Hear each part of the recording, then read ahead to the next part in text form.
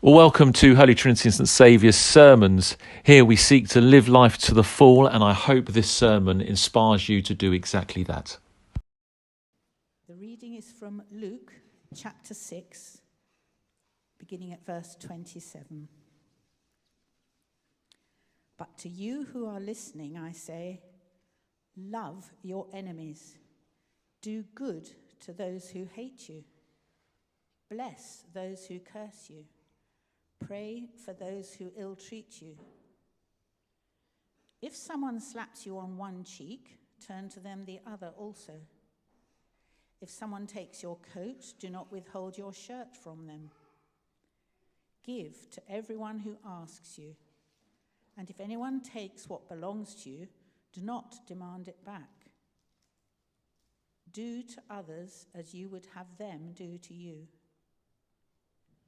If you love those who love you, what credit is that to you? Even sinners love those who love them. And if you do good to those who are good to you, what credit is that to you? Even sinners do that. And if you lend to those from whom you expect repayment, what credit is that to you? Even sinners lend to sinners, expecting to be repaid in full. But love your enemies. Do good to them and lend to them without expecting to get anything back. Then your reward will be great, and you will be children of the Most High, because he is kind to the ungrateful and wicked. Be merciful, just as your Father is merciful. Do not judge, and you will not be judged. Do not condemn, and you will not be condemned. Forgive, and you will be forgiven. Give, and it will be given to you. A good measure, pressed down, shaken together, and running over, will be poured into your lap. For with the measure you use, it will be measured to you. This is the word of the Lord.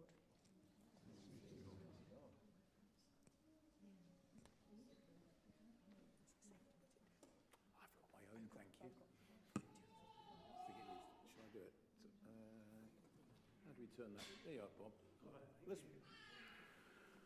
The liturgy of the microphone. Wonderful. I was just thinking, there's a great story on that last one of a church where they're passing the bag around. And when I heard it, it was in America, so it'll stay in America. And they're passing it around, and the husband grabs the bag, passes it on to his wife, and as it disappears down the pew, he looks at his wife and says, I've just realised I meant to put in $5 and I put in 20 by mistake. And his wife looks at him and says, don't worry, darling, God will treat it like it was $5. I don't know what you thought when you were listening to that reading, but I suspect that the standard two reactions are these. Number one reaction is, that is utterly ridiculous. That is bonkers. Unworkable, impractical, totally meaningless to me. Number one. Number two is the more nuanced Christian reaction, which is, well, yes, but what it really means is, and then say something completely opposite. Because obviously Jesus wouldn't mean that, would he?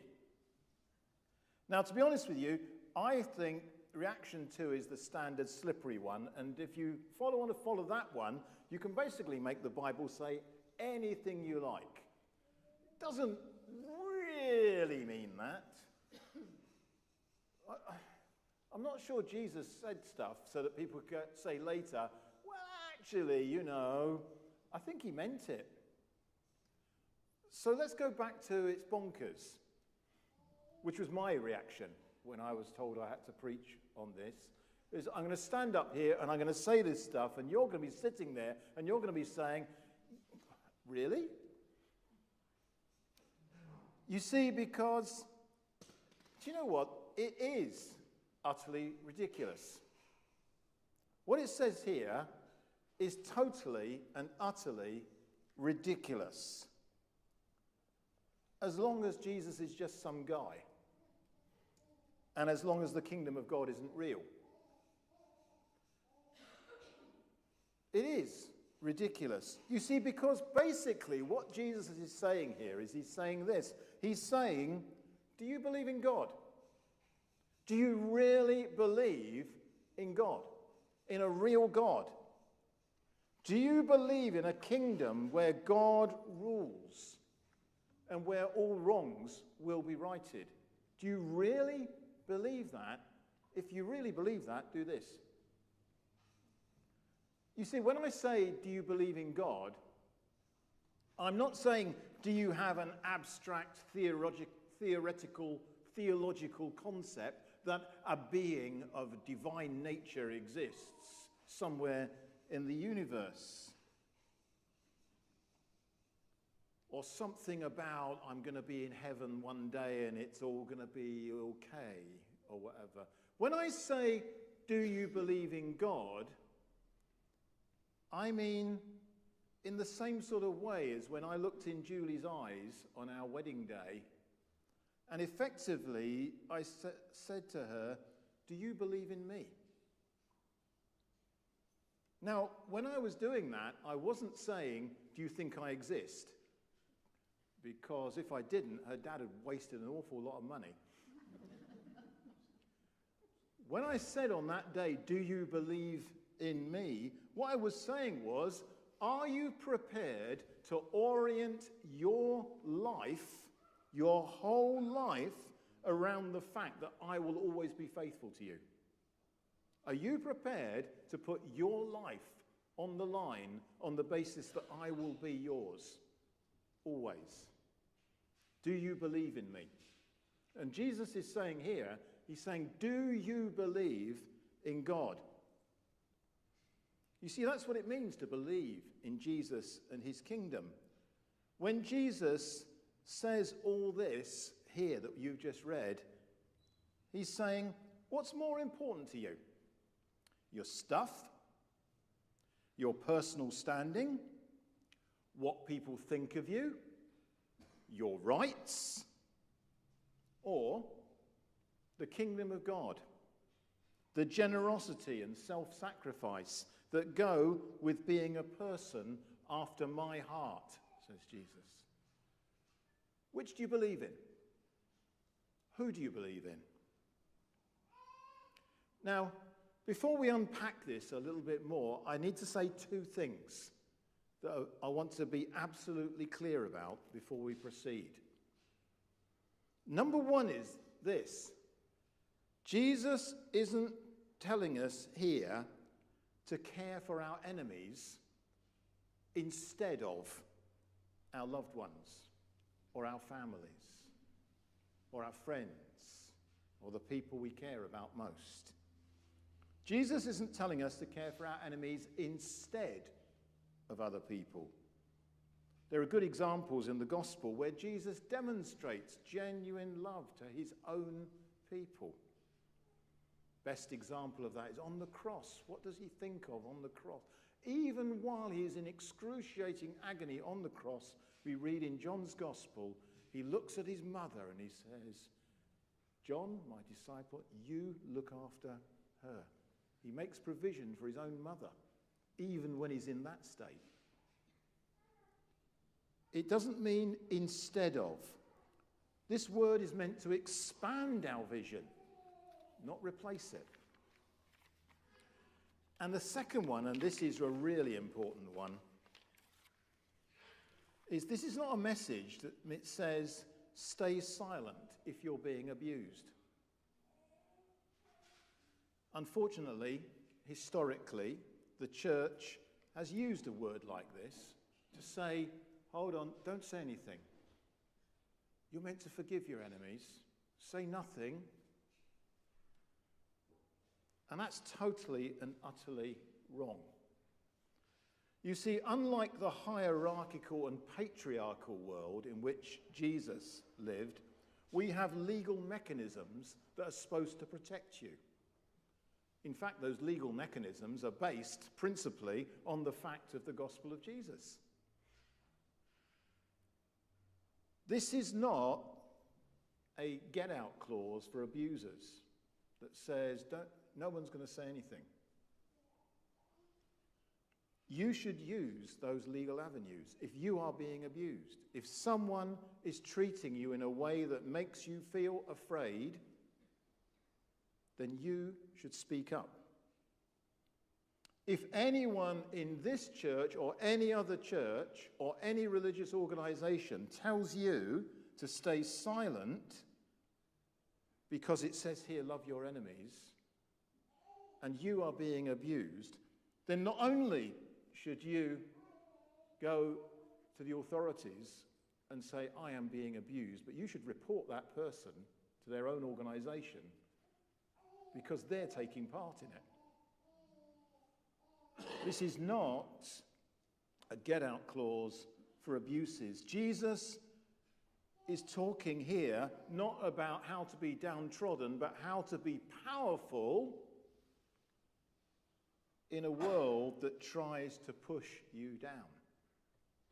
Jesus is not telling you to be weak, he is telling you to be strong.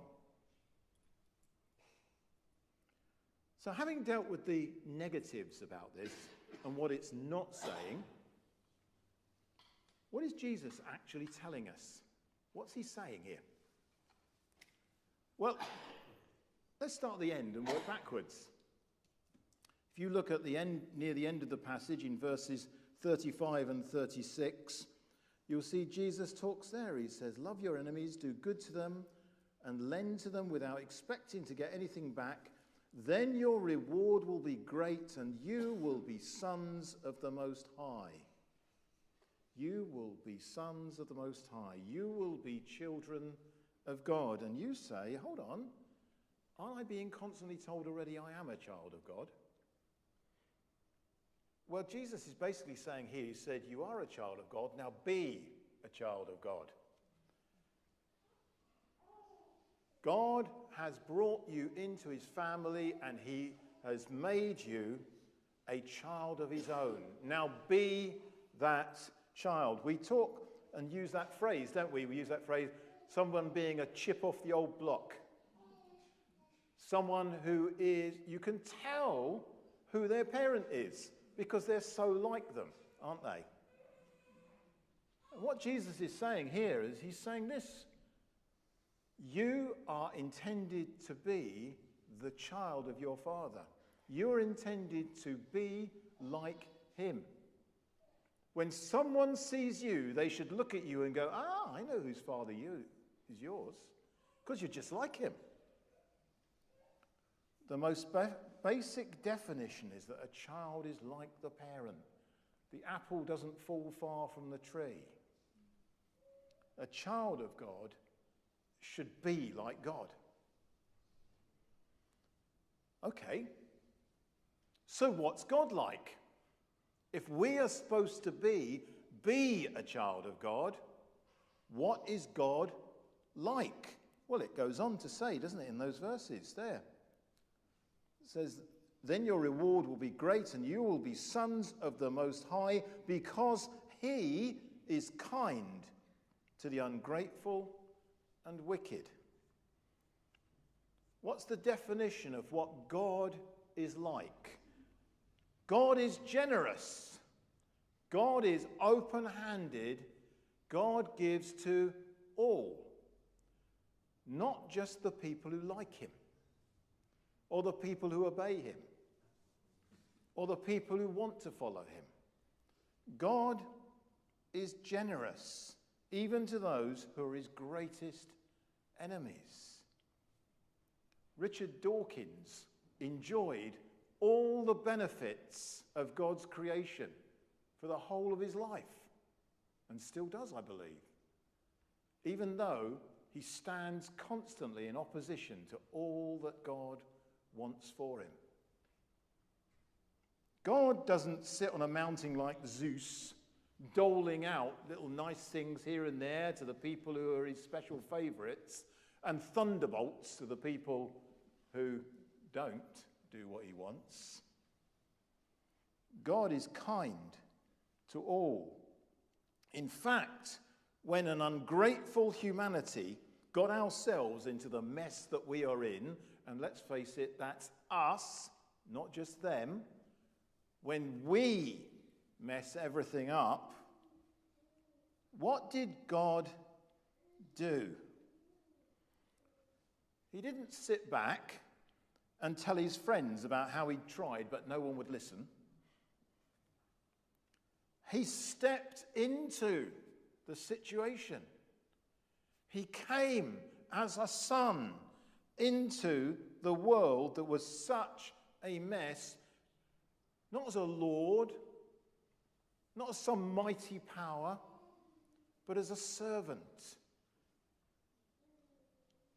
He subjected himself to misunderstanding, to degradation, to injustice, with the aim of bringing us home. That is what God is like. That is what God does. And if Jesus says that's what God's like, then so should his children be.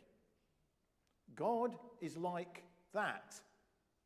You go and be like that. It's my contention that the biggest problem that we, by which I mean we wide in the Western world in the church, we in the Western church, the biggest problem that we face, and as a society, let's face it, is that we rate our performance on the basis that we are not bad. We look at it in terms of we don't do bad things. The Google motto is don't be evil. We pat ourselves on the back because we're quite nice. We don't do any harm. But you see, it's easy to be good. It's easy to be nice. It's easy not to cause problems in the world we live in. Because the vast majority of us don't need to steal. The vast majority of us, if we're nice, people tend to be nice back. So it's good to be nice. It suits us. The vast majority of us don't have to worry about where the next meal is coming from. So we're generally okay, and we think that because we sit back and we're not doing anyone any harm, then we're all right. But you see, Jesus pulls us up short in this passage here, and he says this, look, that's what everybody else does. Everybody lives like that, and you're meant to live as if you are followers of the real, true God. If that's the case, you should be different. He says, look, sinners do that. They sit around with bunches of people like them. They have nice times together. They're good to their children. Mafia bosses look after their families. They love them. I remember when I was working with a class doing English many years ago, and they were studying a poem called Vultures. Maybe some of you here did it at GCSE, I don't know.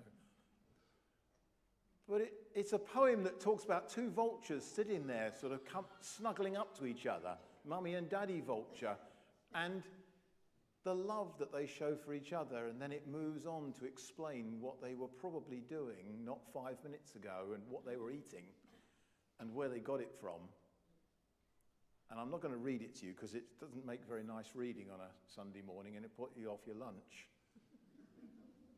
And he then the poet goes on to compare that. He says, look, and here's another scene Here's a concentration camp guard in Belsen going home with the smell of burning on his clothes to buy sweets for his children on the way home.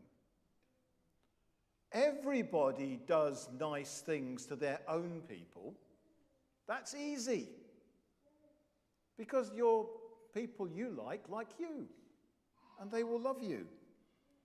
And that's not what God is like. He reaches far beyond that. You see, if you just stay inside your nice bubble with your nice friends, being mostly harmless to the people who are just like you, then you're being as grey as the rest of the world.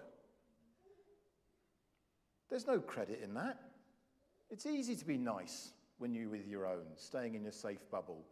There's no need for God or a kingdom or anything like that. To stay safe there is effectively to say, this God thing is lovely, gives me a nice warm glow on a Sunday morning, but, I'm good, I'm okay. Let's not get carried away. But the message of the New Testament is that God gets carried away.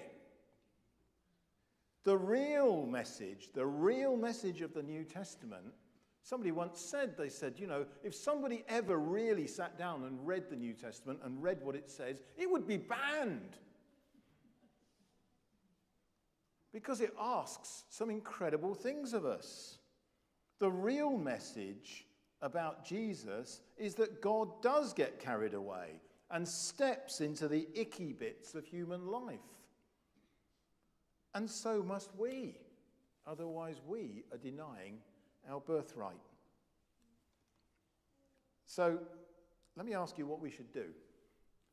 I want to just raise 3 things for you to take away with you today, to think about as things to reflect on. And obviously, in your life groups this week, you'll have the opportunities to think about this. And if you're not in a life group, what a great reason to go and join a life group this week, to go and think about some of these things. 3 things I want you to think about is this. Number 1 is, do you have any contact with anyone in the world who is not like you? Do you have any contact with anyone in the world who is not like you? Do you have any meaningful relationships with someone who needs you but can't give you anything? And Jesus says, if not, why not? That person might be even someone who needs you but doesn't like you. If not, why not? I'm going to retire at the end of this academic year at school because I think they've suffered enough. But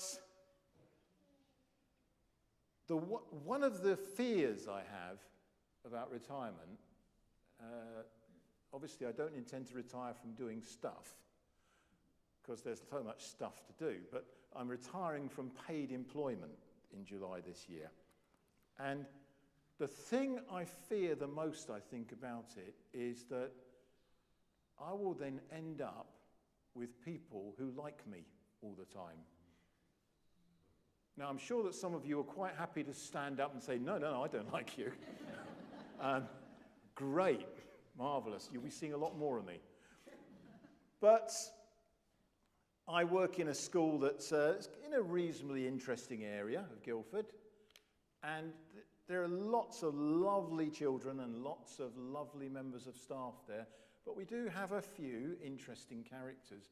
We have numbers of supply teachers who come in and say, I'm never coming back here again. And the children are rude.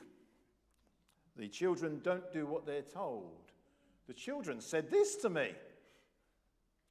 And when you stop laughing, you say, oh, so. As if somehow I'm meant to come here and everyone's meant to drink from the fount. No, who's going to love these children, if not us?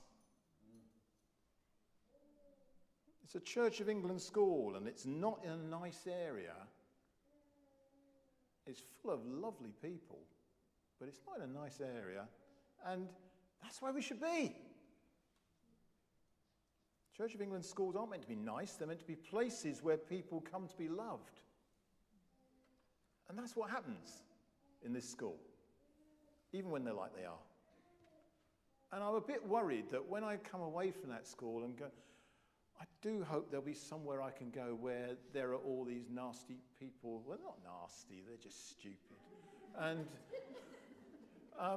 And people who say the wrong thing and people who need to be loved. And I'm just worried that I'm not going to have those people around me as much as I did before. I'm sure that God will find me some people like that.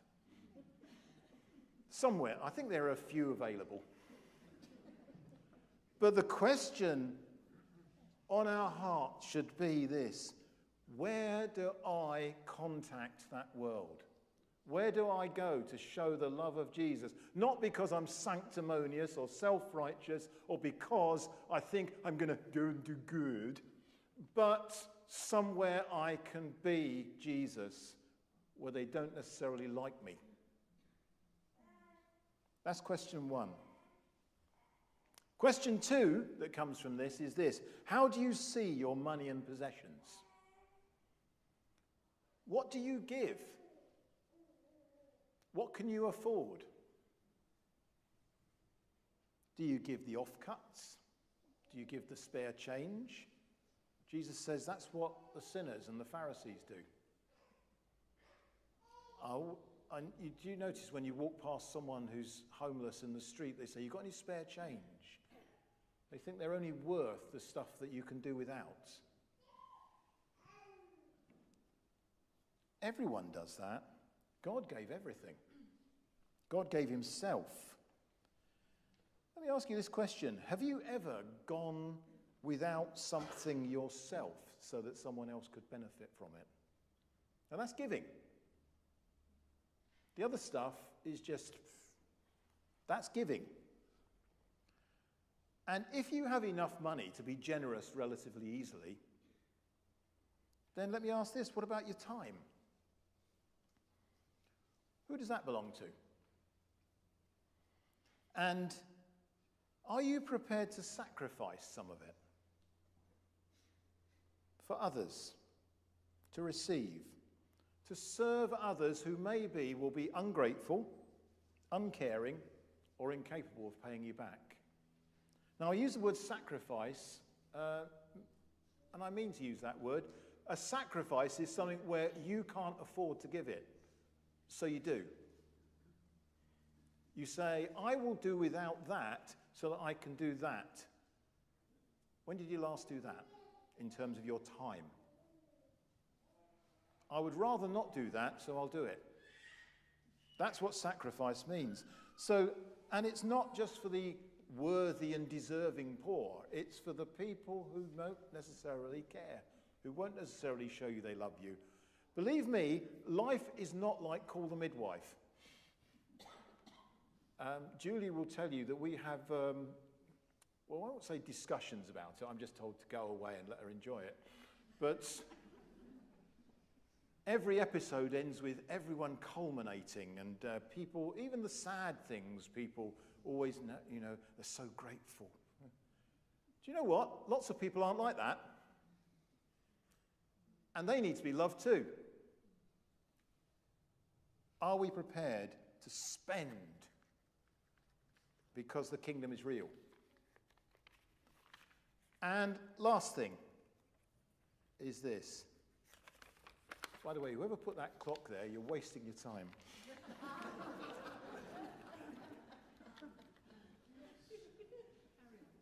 Thank you. So, who do you mix with? Where does your money and your time go? And last of all, and this is the big one, what are you going to do about the people who don't like you or have done you harm? Now, remember the caveat at the beginning. If people are abusing you, you use everything that is there. I'm not talking about that. You see, the entire message of the gospel is that God gave himself for a world that didn't like him. Romans 5 verse 8, one of the first verses in the Bible I ever learnt. But God demonstrates his own love for us in this: while we were still sinners, Christ died for us. God stepped into and changed a world that didn't like him. What are you going to do about the people who have tried to hurt you, or people who have said the wrong things to you, people who have said they hate you, people who don't like you, people who offend you? What are you going to do about that if we are going to be like God? You see, the call is to be like God. Now, I can't speak about your story because that's your story. You have a story. Everyone here, I can pretty much guarantee, has got a story about this and about how it is. Now, I want to be very clear that Jesus here never says you are condoning the actions of that person. Never says that. But what he says is, what are you going to do about it? Are you going to fester in it and say it was them? Which it probably was. It might have been them. Because it's easy for us to focus on, they did that. Jesus says, what are you going to do? What are you going to do? How are we going to work out the fact that if we hate, retaliate, respond with the same spite that we are, then basically what we're saying is God doesn't exist. The message of the kingdom is bunk. Because God isn't like that. Love wins. Like God, we don't kick back, nor do we turn our back. Where we can, we reach out with love. Somehow. And Jesus gives a load of examples that might have happened in his day. You're walking along the road, a Roman legionary grabs your stuff and walks off with it. What are you going to do? You go, yeah, take my shirt too. It's great. Really annoy them. It says my shirt doesn't matter, my cloak doesn't matter, the love of God matters. Yeah? When it says slap you on the face, by the way, I'm assured by those people who know much more than me, it doesn't just mean, it means basically they've punched you on the jaw and you get up and you say, I don't care, I'm going to love you anyway. Don't forget the caveat. I've got a story about us, but it's too... If you want to, I'll tell you a story afterwards if you come and ask me. Do you want to hear the story? I can't give you much detail about the story. I can only tell you that 10 years ago or so, something happened to us. An individual came into our lives and caused mayhem to us. And if you know the story, some of you do, would you please do us the favour of not telling anyone else the story? Because it doesn't, that's irrelevant. That's irrelevant. The facts, as it were, are irrelevant. And we had to decide what we're going to do about this particular person. And we discussed that whole thing about forgiving. How do you forgive someone who has no intention of ever admitting that they've done you wrong? What do you do about a person like that? And as we reflected on that, we realized when it comes down to it is we've got to learn how not to hate. And we've got to ask ourselves this question.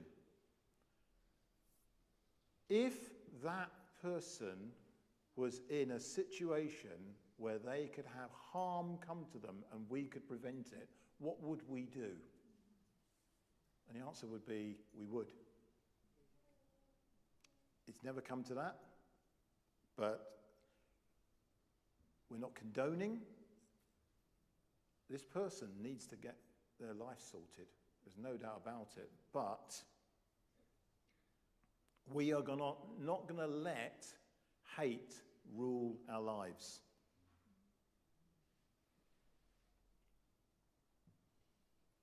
So I leave you at the end to think of this: your money, your time, your relationships, your enemies. Are you going to have just a nice life living in your bubble? Or are you planning to walk the way of Jesus and live a kingdom life? You choose.